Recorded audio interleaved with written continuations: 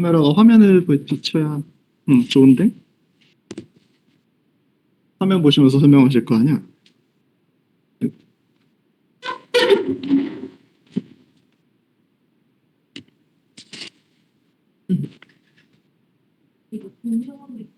음,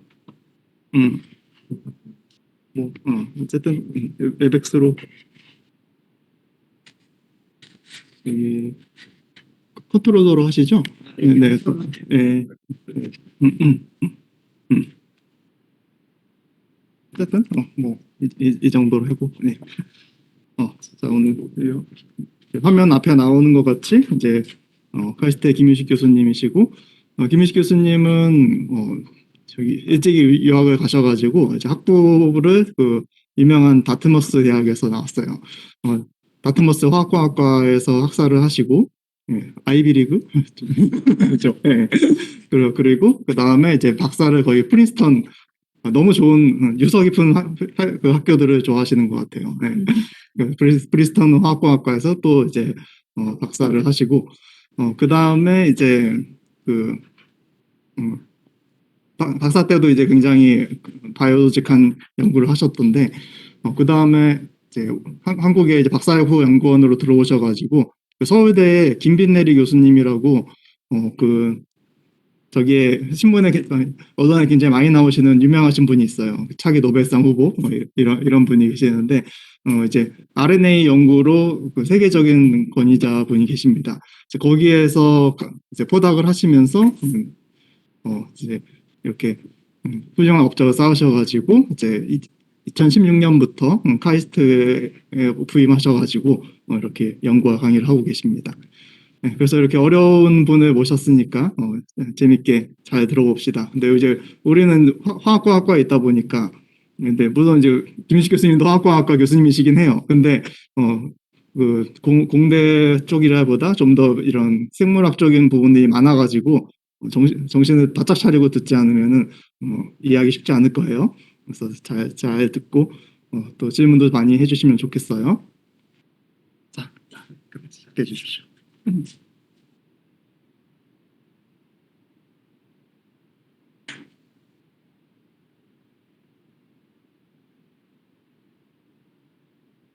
네. 네. 안녕하세요. 소개받은 카이스트 생명화학과의 김유식입니다. 네. 먼저 오늘 이렇게 초청해 주셔서 감사드리고요. 저도 이렇게 정민석 교수님 초청해 주셔가지고 정말 오래간만에 서울에 와서 또 홍대 거리도 좀 걸어보고 좀 그런 시간을 보냈습니다. 아까 낮에. 네. 그래서 거의 진짜 한 7, 8개월 만에 처음 올라온 것 같아요. 서울에. 에만 있다 보니까 저도 이제 날씨도 좋고 해가지고 추천해서 정말 감사드리고요. 그래서 오늘은 제가 실험실에서 연구하고 있는 제가 이제 더블 스트랜드 RNA라는 이런 RNA에 대해서 이 RNA 기능이 무엇이고 이걸 어떻게 우리가 케미컬 엔지니어로서 활용을 할 수 있는가라는 부분에 대해서 오늘 말씀을 드릴 예정입니다. 그래서 정민석 교수님께서 저희 백그라운드 설명을 많이 잘 해주셨는데 사실 제가 막 들으셨다시피 제 백그라운드가 좀 독특해가지고 제가 이 슬라이드를 항상 몇 개 가지고 다녀요. 그래서 저는 이제 달트마우스라는 데에서 학부를 나왔고요. 눈이 굉장히 많이 오는 되게 북쪽 지방이에요. 그리고 사실 여기에서 했던 일은 이제 엔지니어링을 했고 그 중에서도 프로세스 디자인 쪽을 사실은 연구라기보다는 학부 때 좀 일을 했었어요. 왜냐면 프로세스 이런 쪽에도 관심이 많아가지고 좀 모델링을 해보고 싶다. 그리고 진짜 이런 프로세스 디자인 해보고 싶다라는 생각으로 일단 대학원을 가게 됐고, 대학원도 이제 화학공학과에서 이때는 이제 프린스턴인데 제가 제 연구학 건물이 저희 건물이고요. 근데 이제 굉장히 우연히도 이때, 컴퓨테이셔널 바이올로지를 한번 해보자라는 생각을 하게 됐어요. 정말로 그 당시에는 바이올로지에 진짜 1도 몰랐고, 그 컴퓨테이셔널 바이올로지를 했던 이유가 하나는 이제 교수님하고 좀 이제 좀 꿈짝이 맞는다고 해야 되나요? 교수님하고 좀 이게 잘 맞아가지고 저분 밑에서 한번 연구를 해보고 싶다라는 게 가장 컸어요. 바이오를 꼭 해보고 싶다라는 것보다도.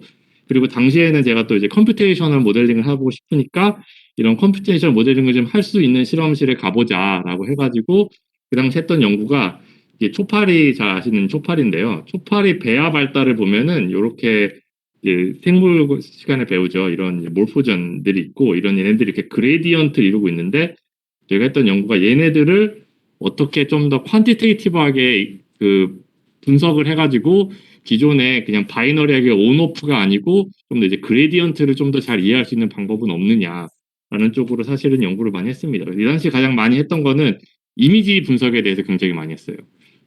근데 저희가 이 그림, 예를 들면 이 그림에서 여기가 높고 점점점 낮아진다라는 거를 알지만 사실은 이거를 좀 더 이제 그래프로 표현할 수 있을까, 수치화할 수 있을까, 이런 쪽으로 연구를 많이 했습니다. 실제로 저희 실험실에서도 좀 더 이런 이미지 분석 연구를 하고 있기는 한데 많이 하진 않고요.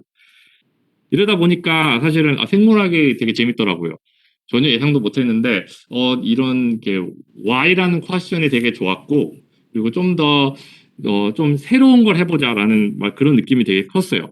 그래가지고 이러려면은 내가 좀 생물학 공부를 해야겠다라고 해서 포스닥 때 완전히 방향을 확 틀어가지고 엔지니어링을 다 버리고 사실 생명과학부에 들어가서 완전히 이제 생명과학을 기초부터 다시 배웠고요. 진짜 제가 포닥을 4년 했는데 민준이 교수님이 처음 갔을 때 하시는 얘기가 박사를 다시 한다고 생각하고 해라. 안 그러면은 못할 거다.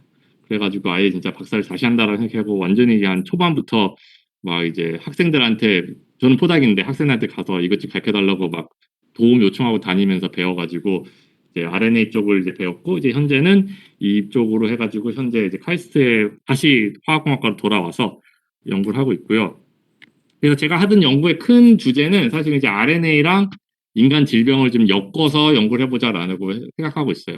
그래서 너무 RNA 기초 연구도 아니고, 그렇다고 해서 너무 엔지니어링도 아닌 약간 그 두 분야를 좀 접목해가지고 특정 질병을 목표로 잡고 거기에서 어떤 RNA가 중요하고 그런 RNA가 어떻게 조절을 받고 그리고 이거를 파악함으로써 이 질병 치료하는데 어떻게 도움을 줄 것인가, 이런 쪽에 제가 연구를 하고 있습니다. 그래서 그거에 대해서 좀 자세히 오늘 말씀드릴 텐데요. 그래서 이제 결국엔 어떤 RNA 연구를 하느냐라고 했을 때, 이거 조금 옮길게요. 이거 옮길 수 있나요? 안 올라가네. 네, 어쩔 수 없죠. 네, 어, 어떤 RNA를 연구를 하느냐라고 했을 때 정말 다양한 RNA가 있거든요. 실제로 이제 인간 유전체를 보면은 많이 잘 아시겠지만 단백질을 만드는 RNA는 1.5%밖에 안 돼요. 대신에 유전체의 한 90% 이상은 RNA가 만들어져요. 거기에서 DNA에서. 근데 그 중에서 1.5%만 단백질을 만들고 나머지는 그냥 단백질을 만들지 않는 이제 우리가 non-coding RNA다라고 하고 있는데, 그리고 non-coding RNA도 굉장히 다양한 애들이 있어요. 이렇게 동그란 해가지고 circular RNA라는 것도 있고, 굉장히 긴 long non-coding RNA라는 애들도 있고, 그리고 이제 짧은 스몰 RNA도 이렇게 다양한 종류가 있어서 이런 애들이 뭐 유전자랑 mRNA랑 결합해서 유전자 발현 조절을 한다라든지 그런 식으로 나름의 다 기능을 가지고 있는 RNA 종류가 되게 많습니다. 그래서 이렇게 다양한 RNA가 있는데 저희 연구실에서 주요 다루고 있는 RNA는 이런 더블 스트랜드 RNA라는 걸 다루고 있어요. 더블 스트랜드 RNA는 무엇이냐라고 했을 때 진짜 말 그대로 이제 이 40 베이스 페어 이상의 듀플렉스 RNA를 뜻해요. 그래서 보통 우리가 DNA라고 하면 DNA는 두 가지 다른 상부적인 서열이 결합해서 더블 스트랜드 존재를 하고 거기에서 싱글 스트랜드 RNA가 mRNA 이렇게 만들어져서 거기서 단백질이 나온다. 이렇게 많이 잘 알고 있는데 더블 스트랜드 RNA라는 거는 사실은 RNA도 이제 DNA랑 똑같기 때문에 상부적인 서열이 있으면 서로 결합을 할 수가 있어요. 그래서 더블 스트랜드 DNA처럼 더블 스트랜드 RNA도 존재를 하게 돼요. 그런 식으로. 근데 얘네들이 재밌는 게 뭐냐면은 사실은 바이러스에 굉장히 많다라고 알려져 있었어요. 초반부터. 그래서 바이러스가 이렇게 감염이 돼서 바이러스가 이렇게 복제를 할 때 이게 RNA 바이러스건 DNA 바이러스건 얘네들이 이렇게 복제를 할 때 이런 더블 스트랜드 RNA가 이렇게 만들어진다라고 알려져 있어요. 그러니까 얘네들이 그래서 바이러스에서 이렇게 오다 보니까 인간 세포에서 이렇게 더블 스트랜드 RNA가 존재를 하게 되면 면역 반응이 일어나요. 이게 뭔가 얘가 내가 감염이 됐구나, 세포가. 감염이 그 dsRNA를 인지함으로써 그러면서 이런 염증이라든지 인터페론 반응들이 일어나면서 세포가 죽어버려요. 그래서 이게 선천성 면역 반응의 첫 스텝 중에 하나인데 결국에는 이제 바이러스 감염됐을 때 디펜스 메커니즘 중에 하나가 자살을 하는 거예요. 나도 죽고 너도 죽자 이런 거예요. 어떻게 보면은. 그러면서 시간을 좀 벌어주는 거죠. 이제 우리가 이제 뭐 항체가 만들어지고 이런 디펜스를 할 때까지. 그래서 dsRNA가 이런 뭐 저희가 패턴 레커니션 리셉터라고 하는데 이런 단백질들과 인지가 돼서 면역 반응이 일어나는데 이렇다 보니까 사실은 제일 초반의 연구들은 이런 dsRNA는 바이러스에만 존재한다. 바이러스에 감염됐을 때만 존재하고 원래 자연적으로 존재하게 되면은 세포가 죽어버리니까 존재하지 않을 것이다. 라는 게 이제 가장 초반에 예상이 됐는데 제가 이제 여기서 관심을 갖게 된 게 제가 포스닥 때 연구한 단백질이 이 PKR이라고 이제 프로틴 카이네이즈 RNA 액티베이티드라는 단백질인데요. 이게 아까 그 바이러스 dsRNA가 이렇게 들어오면은 이렇게 PKR이 얘를 이제 인지하는 단백질 중에 하나고요. 인지를 해가지고 결국에는 이렇게 뭐 프로틴 신터시스 다운시키고 이제 세포 죽이고 이제 이런 역할을 하는 앤데 얘가 제가 포스닥 때 굉장히 우연히 감염되지 않은 세포에서도 활성화가 돼 있더라. 그걸 찾게 됐어요. 그래서 실제로 세포 이렇게 스테이닝 해봤더니 PKR은 이제 원래 면역받는 단백질이니까 다 모든 세포에 이렇게 존재를 하고 있는데 세포에다가 근데 이렇게 동그란 세포에서 활성화된 PKR을 이렇게 관찰을 하게 됐어요. 그리고 이게 동그란 세포는 뭐냐라고 했을 때 이게 분열하기 위해서 세포가 이렇게 동그래지거든요. 세포가 원래는 이렇게 퍼져 자라다가 분열기가 되면 마이토시스기가 되면 이렇게 동그래지면서 얘가 두 개로 쫙 나눠요. 그래서 이 두 개로 나뉠 때 PKR이 활성화되고 그리고 얘가 이 두 개 나뉘는 이런 세포가 분열하는데 기능을 하는 것 같다라는 게 이제 제가 포스닥 때 연구를 했던 거고 그러다 보니까 가장 내추럴하게 들었던 질문이 얘가 왜 활성화가 되느냐. 원래는 이렇게 바이러스 감염되면 활성화된다고 알려져 있는데 그러면은 인간 세포에 이런 바이러스 dsRNA 같은 게 혹시 존재하는 건 아니냐 라고 해서 추가 실험을 해서 디테일한 거는 사실은 너무 몰레큘러 바이올로지니까 이제 스킵을 하면은 이 PKR과 결합하는 RNA를 한번 찾아보자라고 해서 이제 NGS 시퀀싱 분석을 막 해가지고 찾아봤어요. 그랬더니 정말 신기한 게 굉장히 다양한 이제 넌코딩 RNA들이 PKR과 결합을 하고 있더라라는 걸 찾았고요.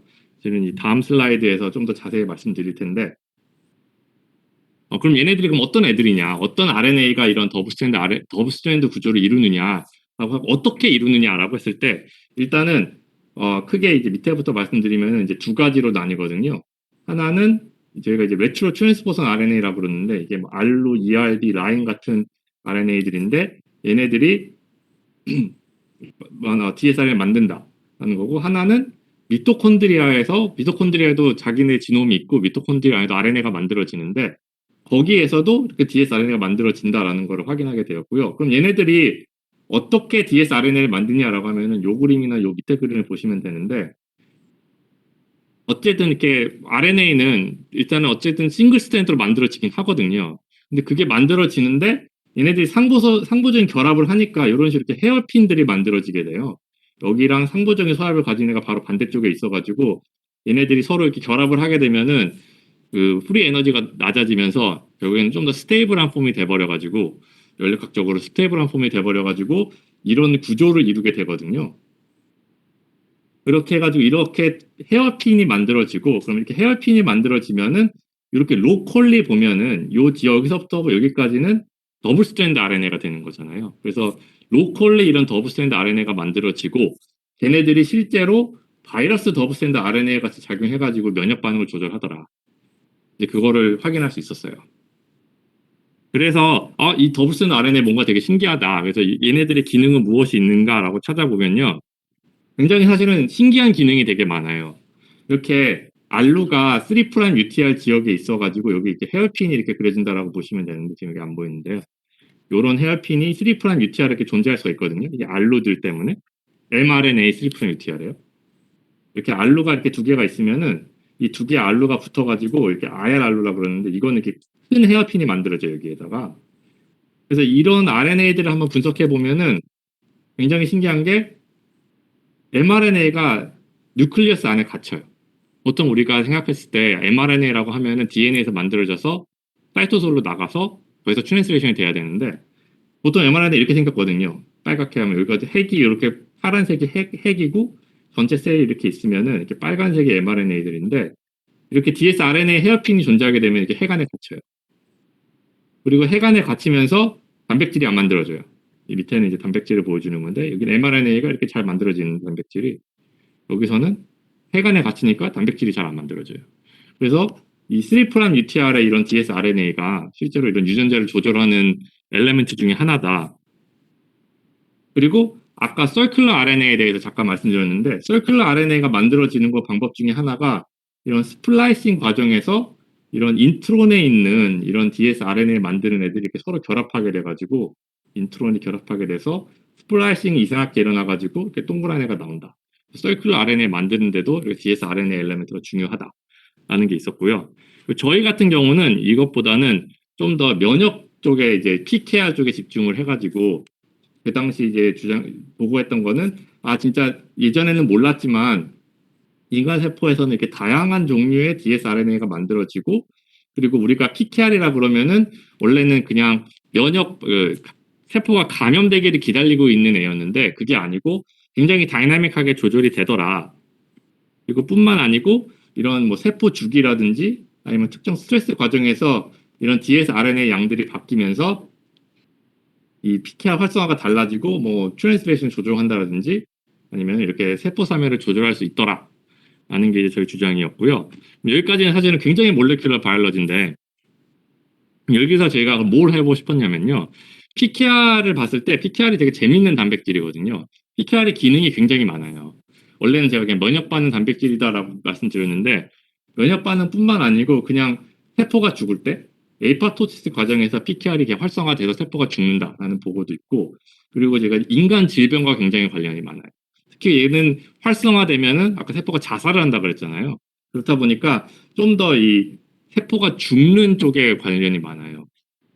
그래서 PKR이 없으면 암이 일어난다 라는 보고도 있고 왜냐면 세포가 죽이는 애니까 그러니까 암은 세포가 계속 자라야 되니까 PKR이 뮤턴트가 생기면은 암화가 된다 투모리제네시스가 일어난다 라는 보고도 있고 그리고 당연히 PKR이 과활성화 되면은 자가면역 질환이 일어난다 루퍼스 같은 자가면역 질환이 일어난다 라는 보고도 있고 그리고 마지막으로 이런 이렇게 헌팅턴이라든지 파킨슨이라든지 뭐 알츠하이머 이렇게 이제 좀 뇌세포가 죽는 거잖아요 그런 질병들은 이렇게 세포가 죽는 질병에 PKR이 과활성화돼 있다.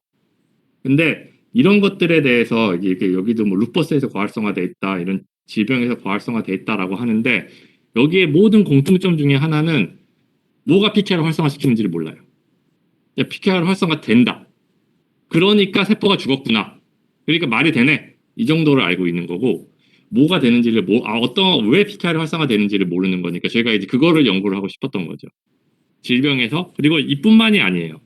이게 다 근래 한 5년 전쯤에 5년 내로 나온 논문들인데 이렇게 그 스킨 리제너레이션 과정에서 그 상처 치료 과정이거든요. 상처가 치료되는 과정에서 dsRNA가 나와서 무슨 이런 TLR3를 활성화시킨다라는 논문이 있는데 이것도 마찬가지. dsRNA 나온다는 건 아는데 뭔 dsRNA인지는 또 몰라요.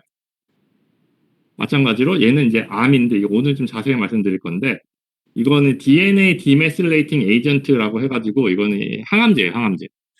항암제가 왜 암을 죽이느냐. 결국 항암제니까 암을 주니까 항암제라고 그러겠죠. 분석해 봤더니 신기하게도 이 항암제를 처리를 하니까 세포에서 dsRNA가 나와서 세포가 바이러스 감염된 것 같이 착각을 일으켜서 죽어버리더라. 그래서 항암제의 작용 기전에도 이런 dsRNA가 중요한 것 같다. 라는 보고가 있었고 그리고 이건 또 다른 예시인데 이거는 이제 또 다른 황반면성이라고 이것도 이제 세포가 죽는 질병인데 여기에서도 dsRNA가 중요한 것 같다라는 걸 보건데요. 그래서 저희는 케미컬 엔지니어잖아요. 케미컬 엔지니어링 어프로치는 무엇이냐라고 했을 때 사실은 저는 이게 케미컬 엔지니어링이 굉장히 잘 대변해주는 예시라고 생각하거든요. 케미컬 엔지니어링의 특징 중에 하나가 이 멀티 스케일이에요. 우리는 몰레큘러 레벨에서 리액션도 보고 이제 그 리액션을 활용해서 무슨 이제 리액터 디자인이라든지 좀 더 이제 큰 유닛 디자인을 하고 더 나아가서 프로세스 디자인까지 해야 되는 이제 그런 큰 멀티 스케일의 연구를 하는 이 분야거든요, 저희는. 그랬을 때 이거를 바이올로지에 접목하면 어떻게 되느냐라고 했을 때 바이올로지는 저희 같은 경우는 특정 이제 dsRNA에 집중하고 여기에서 멈추는 게 아니고 이게 어떠한 단백질들에서 인터랙션이 일어나고 여기서 또 멈추는 게 아니고 이게 실제로 인간 질병과는 무슨 관련이 있느냐. 저희 실험실에서 하는 게 다 이런 다양한 스케일 연구를 다 하려고 하고 있어요. 사실은. 그래서 그 어떤 연구를 하냐 또 좀 자세히 말씀드리면 아까 그 말씀드린 항암제 내용이고요. 이렇게 다시 말씀드리면은 이런 5-AGA CDR이라고 하는 이런 항암제가 있는데 얘를 처리하게 되면은 dsRNA가 나와서 세포가 자살을 해버려요. 그래서 이런 데시타빈이라고도 하는데 같은 거예요. 5-AGA CDR 데사이타빈.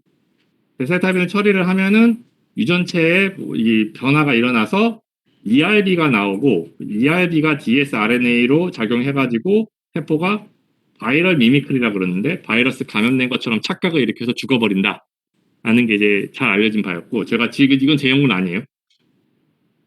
제가 딱 교수 되기 된 해에 나온 논문이에요.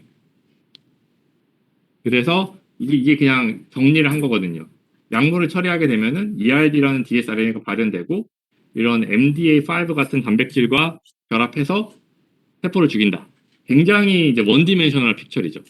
근데 저희가 여기 했던 거는 여기를 한번 집중해 보자. 저희는 또 멀티 스케일을 보고 싶다고 그랬잖아요. 그래서 MDA5 액티베이트 된다고 하는데 사실은 dsRNA랑 결합하는 단백질은 되게 많거든요. MDA5만 있는 게 아니거든요. 그럼 얘네들끼리 상호작용은 하느냐? 딴 애가 중요한 건 또 없느냐? 뭐 예를 들면은 저희는 dsRNA 연구를 하니까 PKR이 중요하진 않느냐? 다른 dsRNA 바인딩은 어떠냐? 이걸 또 봤던 결정적인 이유 중에 하나가 dsRNA는 아까 말씀드렸듯이 서열이 별로 중요하지가 않아요. 그냥 dsRNA라는 것 자체가 중요한 거예요. 그래서 한번 이런 다양한 좀 그래가지고 제가 처음에 목표했던 거는 이런 다양한 dsRNA가 있으니까 뭐 어떠한 단백질들과 얘가 인터랙션을 할 것이냐.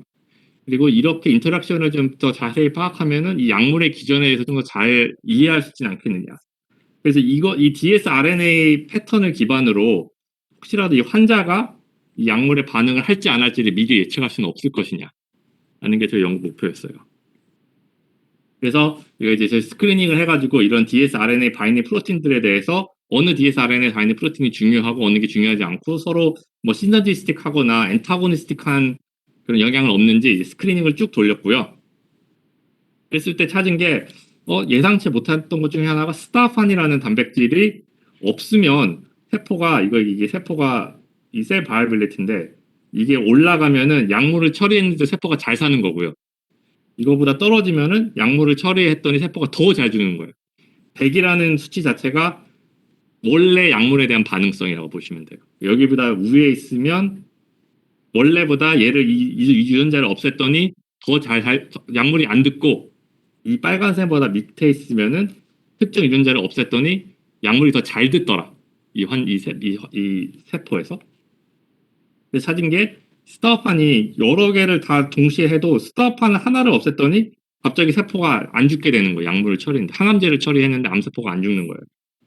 그리고 반대로 DHX9하고 팩트를 한 개만 날리면 소용이 없었는데 두 개를 다 억제를 했더니 약물의 효과가 더 좋아졌더라.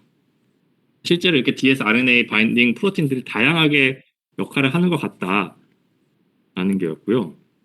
그래서 이제 이거는 이제 스크린을 했으니까 실제로 이 스타판에 대해서 좀 더 이제 깊게 연구를 해보자라고 해서 연구를 진행해서 실제 이렇게 보통 약물을 이렇게 처리하게 되면은 확 죽거든요.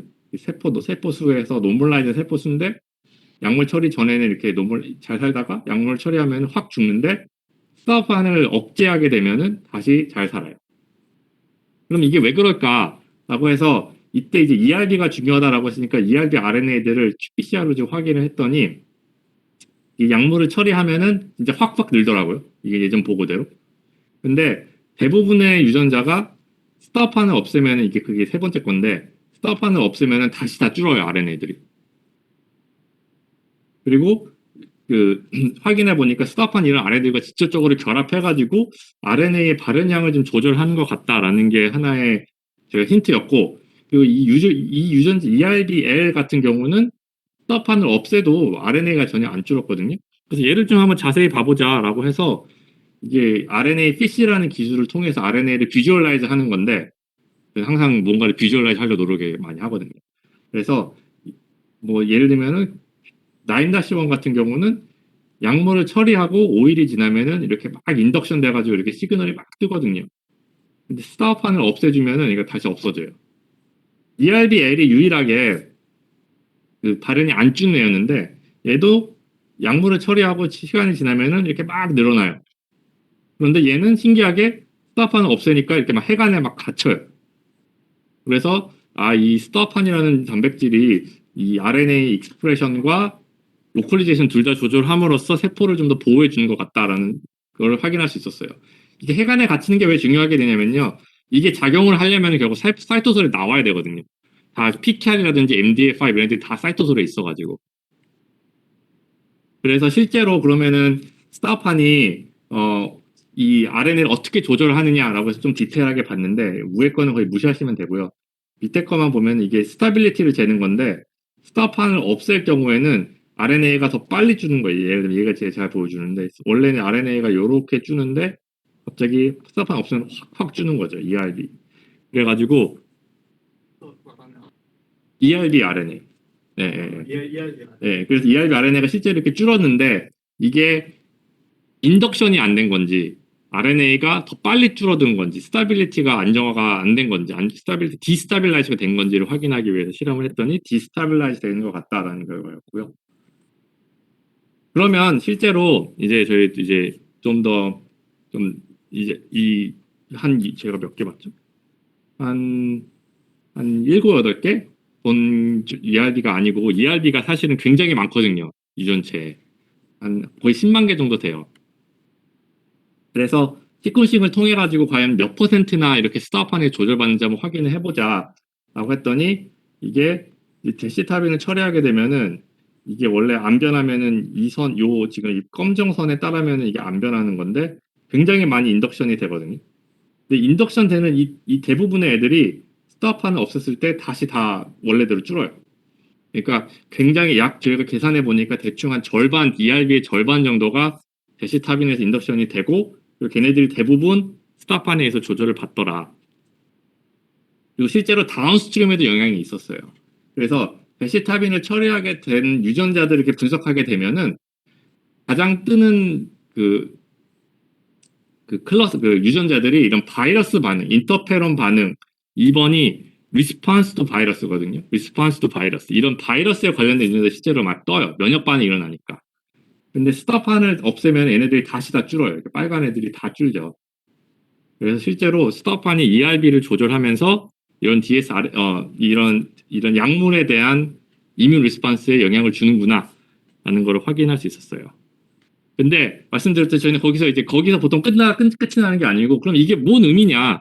실제로 이 정보를 얻으면서 실제 우리가 암 극복하는 데 어떤 도움을 주느냐라는 거를 확인을 하려고 제가 이제 서울대병원과 공동 연구를 통해 가지고 그럼 이 약물이 어디 쓰이느냐? 실제로 항암제라고 하니까 이 약물이 이 백혈병, MDS랑 AML, 루키미아, 백혈병에 실제로 FDA 어프로브된 약물이에요. 실제 쓰이는 약물이에요. 그래서 제가 들었던 질문은 그러면 한번 환자의 이 스타판 익스프레션을 한번 비교해 보자. 환자들 이 데살타빈의 문제 중에 하나가 이 약물이 듣긴 듣는데 모든 환자에 듣지 않거든요. 그래서 한 30%의 환자는 아예 안 들어요. 이 약물이. 그랬을 때 그럼 실제로 약물에 반응을 한 환자랑 반응을 안 한 환자랑 스타판의 레벨이 차이가 있는 건 아니냐. 라고 해서 46개 이제 환자 샘플을 받아가지고 그 중에서 13명은 반응을 잘 했고 33명은 반응을 안 했어요. 약물을 처리했는데도 효과가 없었던 거예요. 그래서 얘네들을 비교해 보니까 이것도 제 왼쪽만 보시면 되는데 이게 반응을 한 환자고 반응을 안 한 환자인데 스타판의 발현이 반응을 안 한 환자에서 한 절반밖에 안 돼요. 실제로 이 앞부분과 다 말이 되는 거죠. 저희 여기서 결국은 이 데이터죠. 이 데이터죠. 이 데이터에서 약물을 처리했는데 스타판이 결절되면은 세포가 잘 안 죽고 잘 살고 실제로 여기서 보여드린 것처럼 스타판이 없으면 이렇게 잘 살잖아요. 그런데 실제로 이거를 환자 데이터를 보니까 환자에서도 약물에 대한 효과를 못 본 환자들이 스타판 발현하고 반응을 잘한 환자보다의 절반밖에 안 된 거죠. 그래서 실제로 스타판이 이 약물 반응에 굉장히 중요한 유전자인 것 같다. 그리고 실제로 이거는 서바이벌 레이트랑 이제 프로그레션 프리 레이트를 보여주는 건데 스타판이 없는 환자가 낮은 환자가 이게 안 좋더라. 예후가 안 좋다라는 결과고요. 이거는 그러면 다시 또 여기로 돌아가서 그러면 여기 실제로 이제 MDA5 끝이 아니고 다양한 단백질이 중요한 것 같다. 그리고 그 중에 예시 중에 하나로 이제 스타반에 대해서 말씀드렸고 또 재밌는 건 이 RNA거든요. 또 RNA에 관심이 많으니까. ERB RNA가 인덕션 된다라고 그냥 어떻게 보면 그냥 그러고 말았어요. 실제로 그 대부분의 ERB가 인덕션이 돼요. 그러니까 뭐 아까 말씀드렸듯이 인간 유전체 이렇게 보게 되면은 인간 유전체 ERB가 전체 인간 유전체 8%나 돼요. 그리고 숫자로 따지면은 98,000개예요. 98,000개의 다른 ERB 유전자가 우리 유전체에 박혀 있는 거예요. 우리 DNA에. 그러면은 아까 말씀드린 절반 정도 된다고 했는데 그러면 약물을 좀 더 대변할 수 있는 RNA는 없는 것이냐?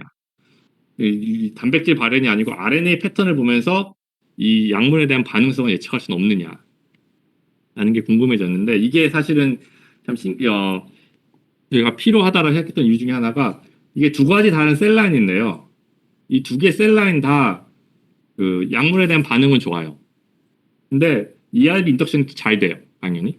근데 보면은 이 셀 라인은 ERBL이라는 게 막 뭐 150배 이렇게 인덕션이 되고 약물을 처리하게 되면은 MER21C 같은 게 뭐 한 50, 40 몇 배 이렇게 되는데 이 다른 셀 라인에서는 또 완전 달라요.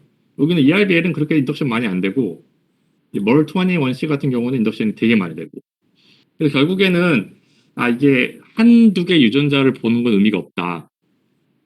굉장히 많은 수의 이 ERB RNA가 필요한 것 같다. 근데 그래서 결과적으로 제가 시도했던 거는 한 해 몇 개의 ERB를 이런 식으로 qPCR로 보는 게 아니고 전체 ERB RNA를 다 합쳐놓은 거를 볼 수는 없느냐. 요거는 스킵을 할게요. 그래서 좀 이제 dsRNA 센서 같은 걸 만들어서 그냥 이런 특정한 한두 개 RNA가 아니고 dsRNA를 그냥 다 컬렉션 다 검출할 수 있는 방법을 한번 개발해보자. 라고 해가지고 시도를 했는데요. 다양한 물질을 찾아봤는데 그 중에서 스파이로파이렌이라는 걸 사용을 했거든요. 얘네가 뭐냐라 하면은 저희가 원하는 거는 RNA 사이에 RNA 베이스 사이에 인터칼레이션을 껴들어가는 물질을 이용해 가지고 RNA의 존재 여부를 디텍션 해보자 라는 게 제 목표였고요. 그 중에서 다양한 거를 찾아봤는데 하나 찾은 게 스파이로파이렌이라는 걸 찾았는데 스파이로파이렌이 사실은 이제 UV를 조사하면은 멜로시안이라는 걸로 이제 아이소머리제이션이 일어나고 멜로시아닌은 이제 프로토네이션이 될 수 있어요. 그래서 얘네 셋이 왔다 갔다 할 수 있다라는 정보 알고 계시면 되는데 일단은 스파이로파이렌 자체는 이제 20 베이스짜리의 AU dsRNA랑 GC dsRNA를 비교를 했을 때 뭐 전혀 뭐 인터랙션을 안 해요. 이게 UV 비스 스펙트로 그 오브저벤스 보여드리는 건데 뭐 RNA가 있건 없건 뭐 전혀 프로퍼티가 달라지지 않거든요. 근데 하나 신기한 게 UV를 조사해서 이제 멜로시아닌으로 변경을 시켜놓고 얘를 dsRNA로 인큐베이션 시키면은 농도에 따라서 이 픽이 달라져요. 인터컬레이션을 하면서. 그 이유가 뭐냐라고 하면은 이렇게 멜로시아닌이 이렇게 프로토네이션이 되는데 프로토네이션 된 폼이 dsRNA한테 안정화가 돼가지고 얘가 어큐뮬레이션이 돼요. dsRNA가 존재하게 되면. 그래서 얘네랑 얘랑 스펙트로 프로퍼티가 달라서 오브저벤스가 다르거든요. 그래가지고 그 차이가 dsRNA 농도로 대변이 되는 거예요. 실제로 이게 농도가 증가함에 따라서 이 픽이 이렇게 떨어지는 게 보여요. 이거가 AU고 이게 GC인데 그리고 이제 추가적인 버퍼를 옵티마이즈를 하면은 이 차이가 또 크게 바꿀 수 있어요. 이것도 똑같이 AU, GC인데 이제 버퍼 체인지를 통해 가지고 이런 식으로 이제 좀 더 옵티마이즈도 가능하고 결과적으로 어떻게 되냐라고 하면요. 원래 이 멜로시아닌의 색깔이 이렇게 좀 표시된 것처럼 약간 붉으스레매 하거든요. 약간 이렇게 붉은데 dsRNA를 넣어주는 순간 얘가 투명하게 변해요. 이게 바뀌면서 라이트 오브저벤스가 바뀌면서 그리고 또 저희가 여기에서 추가적으로 이렇게 차지된 모이티를 추가해가지고 더 많이 변하게 이렇게 또 옵티마이즈를 했어요. AU랑 GC랑 또 추가적으로 저희는 이제 AU건 GC건 서열에 상관이 있으면 안 되잖아요. 실제로 이걸 통해 가지고 폴리 AU건 폴리 GC건 이제 비슷한 오브저벤스 체인지를 보인다. 농도에 따라서 비슷한 정도의 체인지를 보여서 이 체인지를 이 observance 체인지를 측정할 수 있으면 DSRNA 농도 유추가 가능하다라는 거를 확인할 수 있었어요. 이거는 일단 스킵할게요. 자, 그래가지고 그럼 이거를 한번 대시타빈에 활용을 해보자. 약물이 잘 반응을 하려면은 약물이 세포가 잘 죽으려면은 DSRNA 인덕션이 돼야 되잖아요. 그럼 결국에는 이렇게 dsRNA 인덕션 되는 정도를 우리가 측정할 수 있으면 그거 갖다가 이 약물에 대한 반응성을 예측할 수는 없느냐. 그래서 저희 목표가 dsRNA 인덕션을 이용해서 약물 처리 후 dsRNA 인덕션을 한번 측정해보자. 그래서 이거를 이용해서 저희가 이제 다이나믹 바이오마커라고 부르는데 이런 다이나믹 바이오마커처럼 이런 치료 전후에 약물 처리 전후에 이 dsRNA 인덕션을 측정하면서 이 사람이 반응을 할 것이냐 안 할 것이냐를 좀 미리 예측을 해보자 했어요. 일단 세포주 레벨에서의 결과를 보여드리면은 이렇게 HT 콜로렉터 대장암 세포인데 여기에는 이렇게 약물을 처리하면 세포가 잘 죽어요. 이제 세포가 다 죽어가지고 거의 안 보이는데 근데 힐라에서 이제 설비컬 캔슬셀에서 보면은 이거는 지금 저 여기 또 잘렸는데 하나도 안 죽어요. 이거랑 똑같이 생긴 게 여기 오른쪽에 있다고 생각하시면 돼요. 전혀 이 약물이 듣지 않는 세포주예요. 지금까지는 얘는 왜 잘 듣고 얘는 왜 잘 안 듣는지 전혀 모르는 상태예요. 근데 제가 확인할 수 있는 거는 이 시간이 지나고 이게 무슨 커브냐면요. 아까 요 커브인데요. 이런 이 픽 체인지, 요 픽 체인지 정도를 퀀티파이 하는 거예요. 양이 많으면 더 많이 변하겠죠. 그래서 시간이 지나서 진화물에 따라서 이 RNA를 추출한 다음에 거기서 이제 스파이로파이렌으로 스파이로파이렌 변화량을 측정하면은 세포가 잘 죽는 경우는 이게 이렇게 쭉 늘어요. 계속 늘어나요. 이런 식으로. 근데 이게 약물이 안 드는 세포 같은 경우는 이게 거의 안 변해요. 이것도 다른 세포 중에 하나인데 얘도 거의 안 변하는 약물도 전혀 안 듣고. 그래서 또 다시 같은 교수님한테 도움을 청해서 그러면은 한번 실제로 이게 환자한테도 또 의미가 있느냐. 그래가지고 환자의 샘플을 한번 받았어요. 환자 샘플을 받아서 일단은 제일 처음 했던 거는 그 치료 전에 이제 ERB RNA들을 한번 qPCR로 보니까 뭐 별 차이가 없어요. 이것도 이제 반응을 잘한 그룹과 약물에 대한 반응을 안 한 그룹을 나눴을 때 큰 차이는 없죠. 특별히 비슷한데 그리고 실제로 스파이로파이렌을 이용해서 측정을 해봤을 때 반응을 안 한 그룹과 이 파란색과 반응을 한 그룹의 파란색을 보면은 별 차이가 없어요. 근데 약물을 처리를 하고 바로 거기서 RNA를 며칠 있다가 RNA를 뽑아가지고 스파이로파이렌 측정을 하게 되면은 이게 확 늘어나는 게 보여요. 그리고 실제로 모든 환자한테서 다 늘어나는 걸 확인을 했어요. 실제로 약물에 반응을 잘한 환자는 이 dsRNA 인덕션이 잘 되고 실제로 반응을 안 한 환자는 약물을 처리했는데도 전혀 안 듣더라. 전혀 차이가 없더라. 라는 걸 확인할 수 있었어요.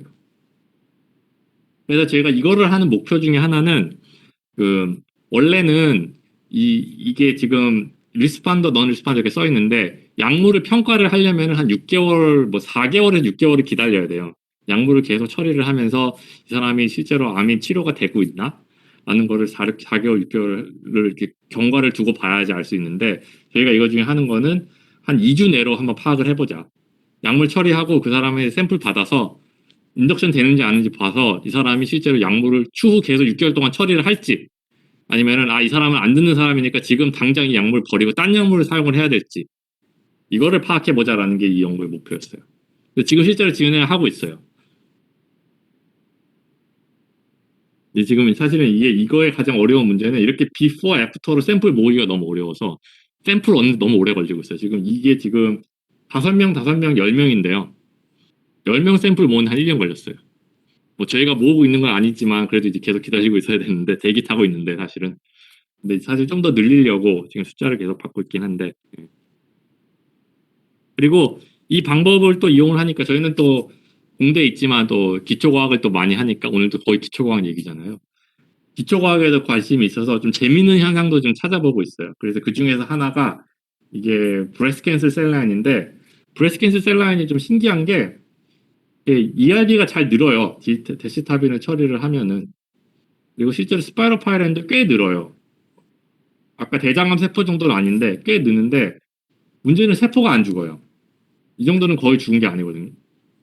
그래서 이 세포 같은 경우는 뭔가 저희가 이해할 수 없는 무언가가 지금 일어나고 있어요. 왜 ERB도 잘 늘고 스타판도 잘 있고 그런데 왜 세포가 안 죽느냐. 이런 부분은 좀 더 펀더멘털하게 봐야 되는데 이쪽도 저희가 이제 궁금해가지고 좀 이제 연구를 하고 있어요. 그래서 이제 일단 저희 톡 정리를 드리면 이거 하고 한 5분 정도 더 남았는데 저희가 연구하는 거는 이런 이제 면역 반응 단백질이 를 조절하는 dsRNA에 대해서 연구를 많이 하고 있고요. 그리고 실제로 이런 dsRNA가 이런 단백질과 인터랙션을 어떻게 하는지 그런 인터랙션을 좀 더 파악을 해가지고 이런 dsRNA 조절에 대한 의미를 좀 더 찾아보려고 하고 있고요. 그리고 또한 이런 dsRNA 센싱하는 이런 물질을 만들어가지고 좀 이렇게 지금까지는 이제 개별 유전자 센싱에 다 포커스가 맞춰져 있는데 좀 더 이런 콜렉티브한 RNA 그룹을 한번 보자라고 하고 있고요. 앞으로 한 대여섯 장 조금 더 남았는데 저희가 이거 외적으로 하고 있는 게 간단하게만 특히 요즘은 또 바이러스 연구를 많이 하니까 설명해드리면은 실제로 dsRNA 관련한 연구를 정말 다양한 질환을 다 하고 있어요 실험실에서. 그래서 이제 뭐 분당 서울대병원 교수님하고 이제 관절염도 결국에는 연골세포가 퇴행되는 문제잖아요. 그래서 여기에도 PKR이 활성화가 돼요. 근데 마찬가지로 여기에도 PKR이 왜 활성화가 되는지는 몰라요. 그래서 그걸 좀 더 파악해서 RNA를 좀 더 활용해 보자.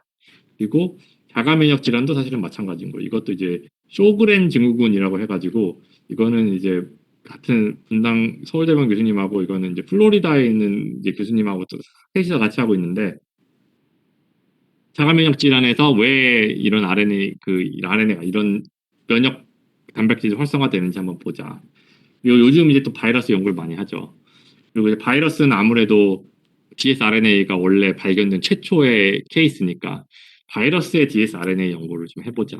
라고 해서 제가 이제 이 중에서 바이러스에 대해서 어떤 컨셉이냐라고만 말씀드리면은 다 아시다시피 사스코브2 심각하죠. 그런데 사실은 생각해 보면은 바이러스에 대한 이런 뭐랄까 위험은 굉장히 많았어요. 사스코브2 전에도 뭐 메르스도 있고 제가 잘 아는 사스도 있었고 뭐 HIV가 사람이 가장 많이 죽은 케이스고요. 근데 이거는 이제 좀 옛날이긴 한데 이것보다 좀 더 많겠죠. 코비드 19는. 그래서 사실은 바이러스에 대한 이런 뭐 에볼라도 있었고 지카도 있었고.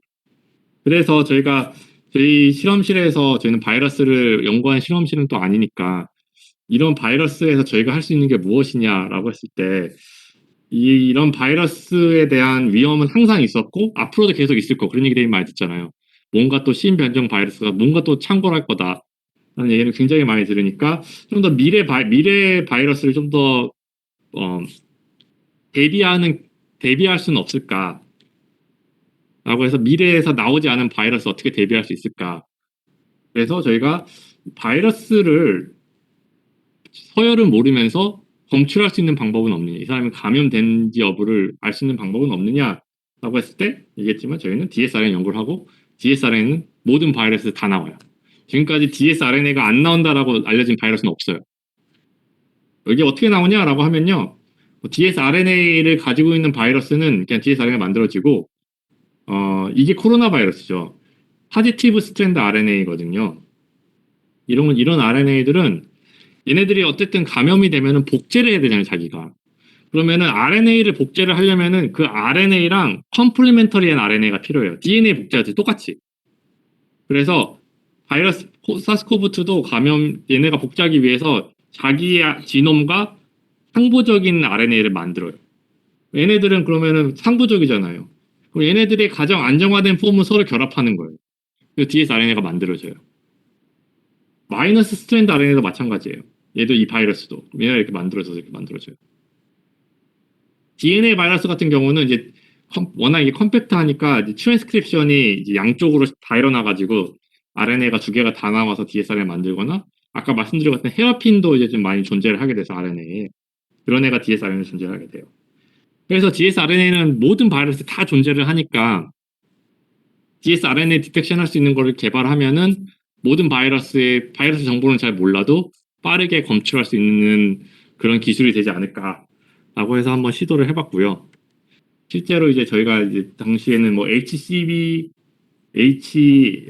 없는데 HCB, HAB 그리고 이제 에 대해서 이제 검출할 수 있는 이 당시 이 연구는 사실은 코로나 전에 했어요.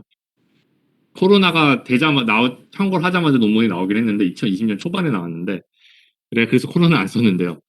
HCB랑 이제 C형 간염 바이러스 그리고 A형 간염 바이러스에서 두 가지 다 디텍션 할 수 있는 dsRNA가 많이 나오고 디텍션 가능하다. 그리고 뭐 스파이럴 파이렌으로 해도 이렇게 증가 잘 된다라는 걸 잘 보인다.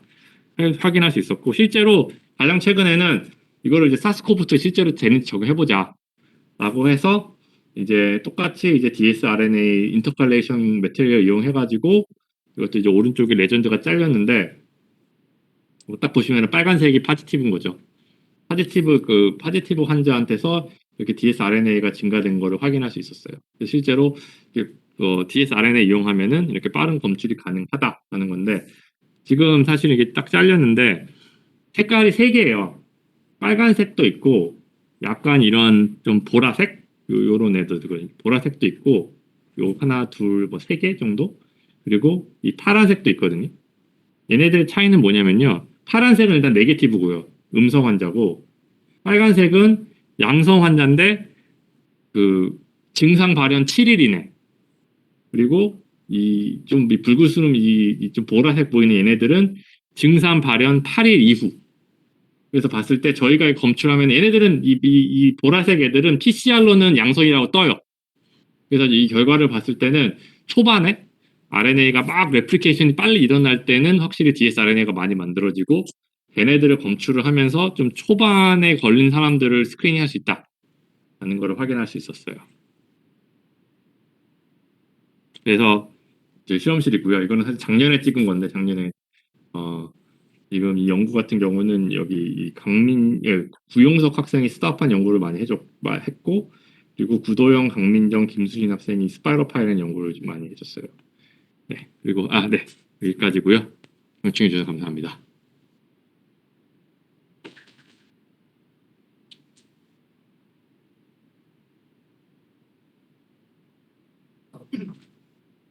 그럼 모르겠는데 어쨌든 질문들 해주세요.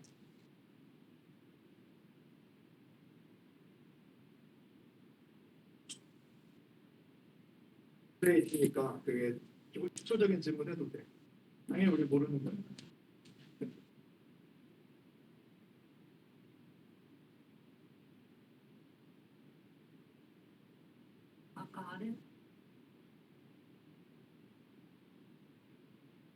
그건 어떻게 하는 거냐고요?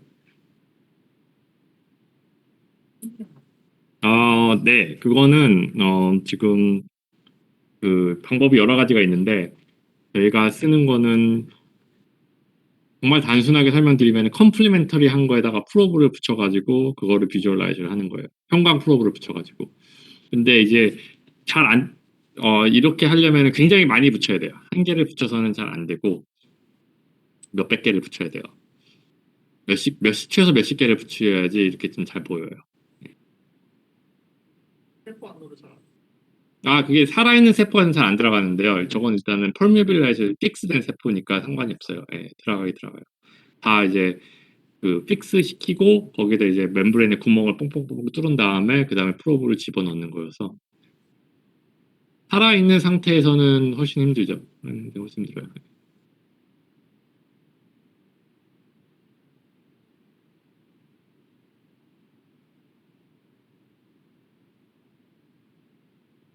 원래 사실은 저도 공대 출신이니까 아까 생물학 하나도 안 했다고 말씀드렸잖아요. 그런 거 지금 사실은 이제 공대에 계시니까 공대의 장점이 모든 걸 준비해 주는 것 같아요. 저도 박사 시작할 때는 저도 교수님하고 면담하면서 트랜스크립션, 트랜스레이션 헷갈렸어요. 그 정도로 생물학에 관심이 없어가지고. 근데 하다 보니까 재밌더라고요. 그래서 지금은 이제 거의 공대에 있는 어느 분보다 생물학을 많이 하고 있는데 거의 모든 공대에서는 가장 많이 하는데 네. 그렇다고 잡아하고 있어요. 네. 학교에서도 학생들한테 우리 실험실이 가장 생물학 많이 하는 실험실로 이미 막 다 알고 있는.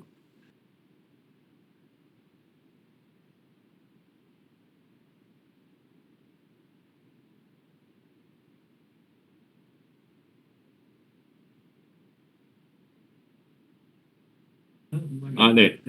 그 일종의 제 생각엔 바이오바카 같은 걸 이제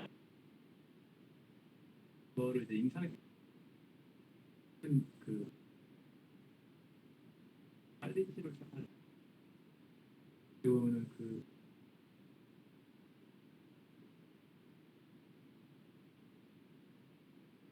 전달을 빨리 해도 될 것 같은데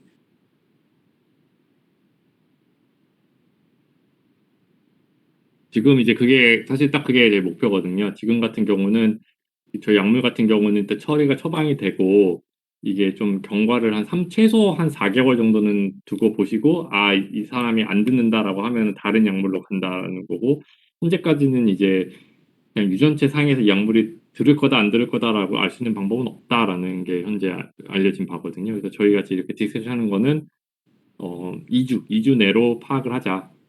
그래서 약물을 처리를 하고 이 사람은 계속 처리를 할지 아니면 빨리 딴 걸로 바꿀지 그 타임을 줄여보자라는 이제 그 목표예요. 제가 목표하는 건 2주예요.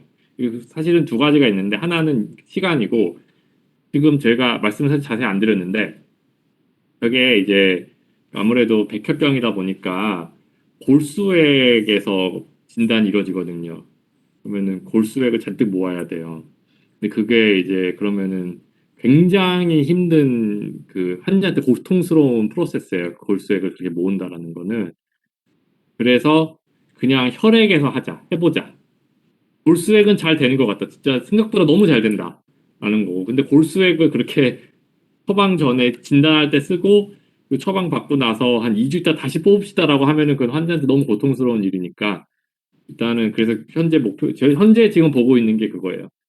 실제 골수의 패턴이랑 그냥 페리페럴 블러드 혈액 패턴이랑 다르냐. 이게 같으면은 혈액을 쓸 수 있다라고 하면은 이거는 실제로 활용성이 좀 있다. 생각을 하고 있거든요.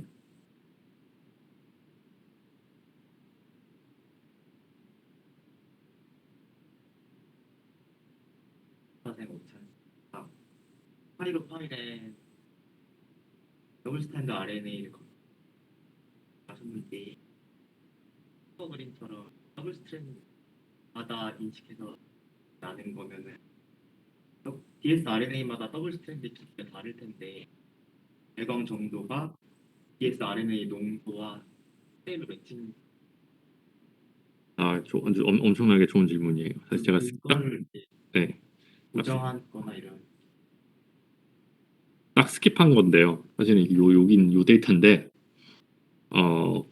그 말씀하신 대로 이게 재보니까 한 20머 정도면은 들어가요.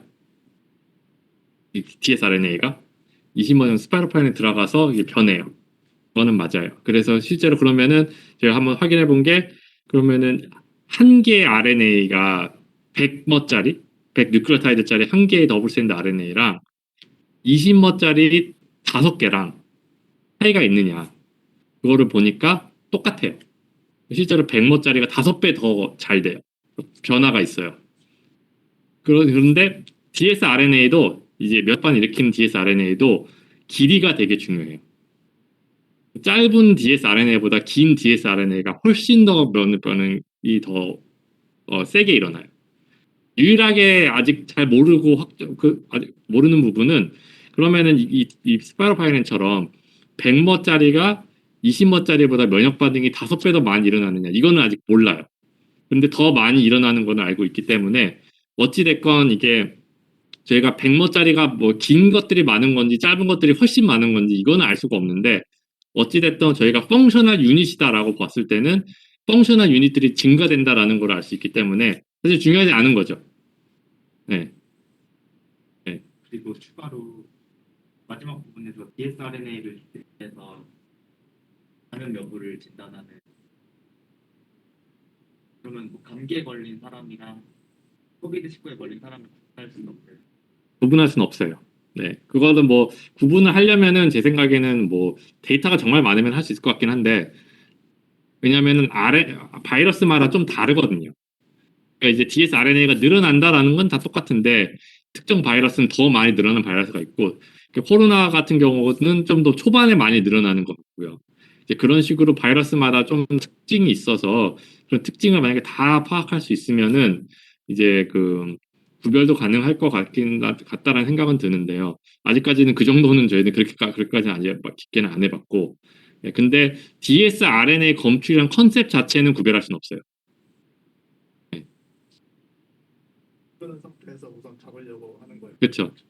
그러니까 사실은 이 어플리케이션이 사실은 사스코브2보다는 더 좋은 어플리케이션이 저도 이런 이 세미나를 하고 의대 교수님들 많이 만나보니까 들었던 얘기가 바이러스 감염인지 박테리아 감염인지 구별할 필요한 질병이 생각보다 많더라고요. 그다음에 막 열 나고 증상이 되게 비슷한데 이 사람한테 어떤 약물을 처리를 하냐를 결정하는 거는 이 사람이 실제로 어떤 바이러스에 걸린 건지 박테리아에 걸린 건지를 파악을 해야 되는데 그거를 지금 박테리아는 바이러스 박테리아 막 컬처를 해가지고 막 키운 다음에 봐야 되니까 일주일 이렇게 걸리는 거예요. 그 정확한 판단을 내릴 때까지. 근데 이제 그거를 뭐 하루 안에 하자. 똑같하다. 아까 부장님께서 말씀하신 똑같은 거죠. 시간을 줄여주잖아요. 그게 가장 제가 봤을 때는 이 DSRNA 검출이 가장 효율적인 것 같아요. 이미 특정 증상이 있으면은 아 무슨 바이러스겠구나라는 게 그게 예상되는 질병들이 되게 많거든요. 근데 그 바이러스가 특정은 또 못하고 있어요. 왜냐하면은 박테리아도 비슷한 걸 일으킬 수 있어서. 그랬을 때 그 두 개를 구별해 주자라는 게 굉장히 큰 니드더라고요. 그래서 그쪽으로 사실은 요즘 보고 있긴 해요. 예.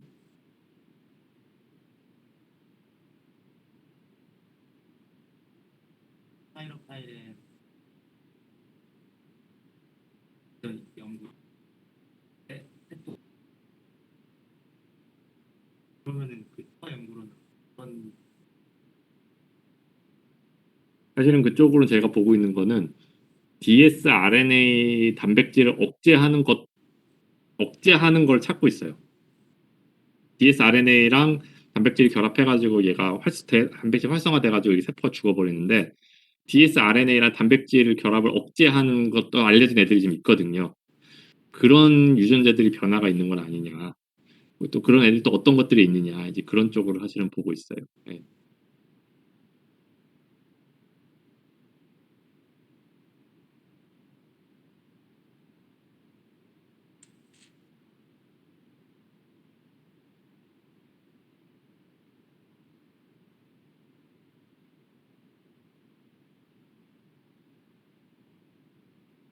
RNA가 나오면은 이제 세포 사멸이 그거가 어떻게 만들어도 되는데요. 왜 만드는지 이런 거는 네, 그것도 되게 좋은 질문이신데요. dsRNA가 이제 예전에 없다고 하다가 실제로 이런 다양한 애들이 만든다라고는 알려져 있고 실제로 이렇게 질병에서 dsRNA 때문에 활성화되는 애들이 활성화된다라고도 많이 보고가 돼 있는데 정말 dsRNA 연구에서 풀리지 않는 질문 중에 하나가 유전체는 인간 유전체 얘를 왜 갖고 있는 거냐? 그거는 아무도 몰라요. 얘가 좀 더 이 dsRNA에 긍정적인 측면이 있느냐? 그거를 밝힌 연구가 없어요 아직. 네. 안 좋은 쪽으로만 얘기가 돼 있어요. 그래서 더 저도 흥미를 갖고 있긴 해요 사실은. 왜냐하면 저희가 뭐 치료제를 만든다라고 했을 때 사실 치료제의 가장 큰 문제는 부작용이잖아요. 근데 dsRNA를 없앴을 때 얘를 좀 스페시픽하게 없앨 수 있으면 얘를 없앴을 때 예상되는 안 좋은 영향이 알려진 게 하나도 없어요. 얘는 다 안 좋은 쪽으로만 인플라이가 돼 있지 유일하게 좀 그래도 가능성이 있어 보인다라고 하는 거는 해야 발달. 이게 좀 디벨롭먼트 하는 과정에서는 얘가 좀 더 쓰일 수 있을 것 같다라는 보고가 있긴 있어요. 자세한은 아직까지는 안 나오긴 했는데 근데 지금까지는 다 dsRNA가 증가되면은 이런 질병이 일어나요, 저런 질병이 일어나요, 뭐 이게 문제예요, 저게 문제예요, 뭐 이렇게 얘기를 많이 하지. dsRNA가 여기에서 필요해요. 그러니까 유전체가 가지고 있어요. 라는 거는 어, 그런 보고가 없어요. 그래서 되게 흥미로운 애 중에 하나예요. 연구가 많이 안 돼 있어요, 사실은. 사람들이 dsRNA가 실제로 기능을 한다라고 주장이 된 게 10년이 안 됐어요. 만들어지는 것도 메신저 RNA 같은 경우는 그래서 내보내면 되니까 시글 스트랜드가 나오는 거 생각이 되는데 그래서 만든 다음에 또 페어를 이루어서 내보내는 네. 근데 이게 페어가 이루어지는 게 그거를 실제로 의도한 건 아니라고 생각은 들어요. 왜냐하면 이게 그냥 연력학적으로 설명이 되거든요. 연력학적으로 이렇게 붙어야지 안정이 더그 안정화 되니까. 예, 예, 예. 있는 애가 붙는 경우 예, 예. 그런 애들이 되는 애는 되게 드물어요. 근데 예, 예, 예. 대부분 애들은 헤어핀이에요. 예, 예. 그런 애가 없지는 않는데 굉장히 드물어요. 그거는. 예, 예, 예.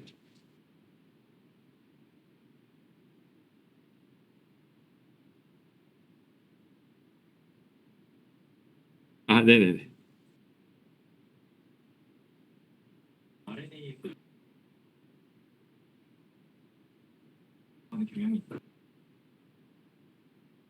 네, 여기서 다루진 않죠. 네. 거기에 대한 왜 아, 네. 제가 알기로는 일반적으로 RNA를 띄고 있어서 지금 세포가 말하는 게 굉장히 힘들다고 들어요. 예. 그런 구조를 이루면서 뭐 단백질에 네. 아니면 이런 네, 알려져 있어요. 이게 예, 예, 예. 단백질에 잡혀서 못 나와요. 예, 예, 예. 그러니까 이게 다시 나왔다가 들어가는 건 아니고 만들어지고 못 나와요. 구조를 더 잡고 있는 네, 단백질이 있는 거. 네, 네, 네. 그게 막 페라스페클이라고 그러는데요. 그 단백질과 또 무슨 리트1이라는 RNA가 있어가지고 걔네가 이렇게 좀 이렇게 페라스페클이라는 이런 좀 구 같은 걸 만들어요. 거기에서 얘네들이 다 뭉쳐 있어요. 이런 RNA들이. 근데 그 부분에서도 아직까지도 해결이 안 되는 것 중에 하나, 그럼 왜? 가 해결이 안 돼요. 이 mRNA 중에서 그렇게 3' UTR에 이렇게 해간에 갇히는 것 같은 애들이 있는 애들이 밝혀진 거는 300개고요. 저희가 또 연구를 해보니까 좀 1000개 정도 되는 것 같아요. 1000개 정도 되는데 그런데 얘네들이 생각하는 거는 그거죠. 이게 뭔 의미냐라고 했을 때 결국에는 3' UTR이 이제 티슈 스페시픽하게 길이가 조절이 되거든요.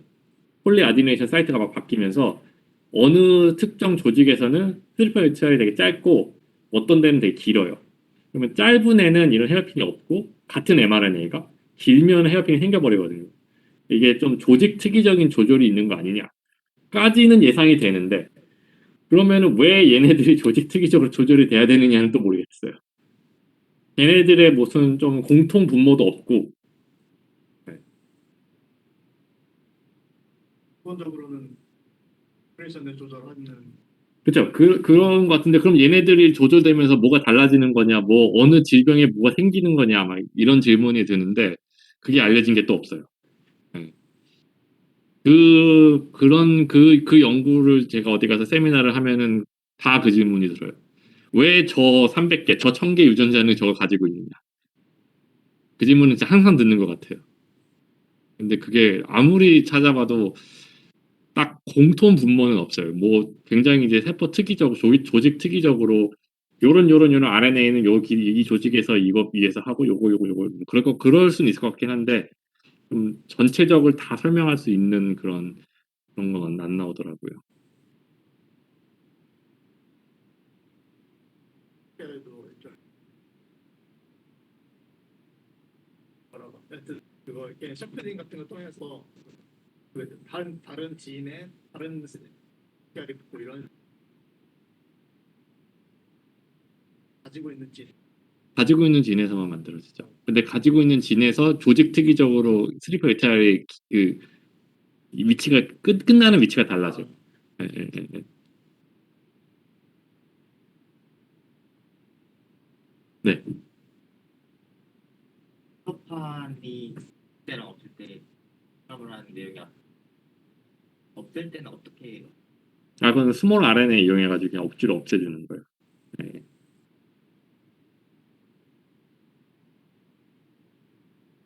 더블 스탠드 할때 살아있는 세포에서 그 아직은 사실은 저 스파이러파이램도 연구를 했던 것 중에 하나가 얘가 살아있는 세포에서도 들어갈 수 있다. 거기서도 뭐 조절이 된다라고 했는데 저희는까지는 아직까지는 그거 성공하지는 못했고요. 알려진 건 없어요. 그래서 dsRNA를 살아있는 데서 디텍션하는 방법은 dsRNA를 디텍션하는 방법 자체가 별로 알려진 게 없어요. 그러니까 그냥 그것만 상처도 있나요? 이렇게? 예, 걔만 인자는 항체는 있어요. 예, 넣기가 넣을 수는 있는데 그 항체가 사실은 이제 라이보소마 RNA에도 좀 어피니티가 있어가지고 그 항체 갖다가 지금 이제 시퀀싱도 해보고 했는데 라이보소멀 RNA가 되게 많이 나오거든요. 그래서 세포 내에서는 사실 보이는 거는 그냥 라이보소멀 RNA겠구나 그러고 있긴 한데요.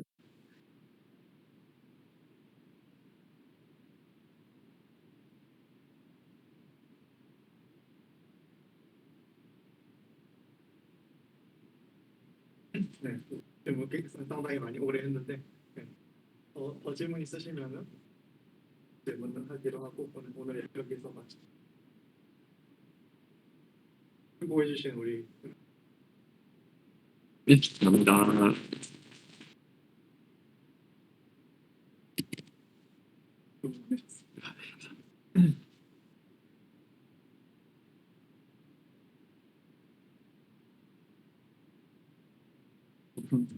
식당에 가 있으면 원정인 교수님이 원정희 교수님도 오셨네. 네, 식당 오신다. 그렇군요.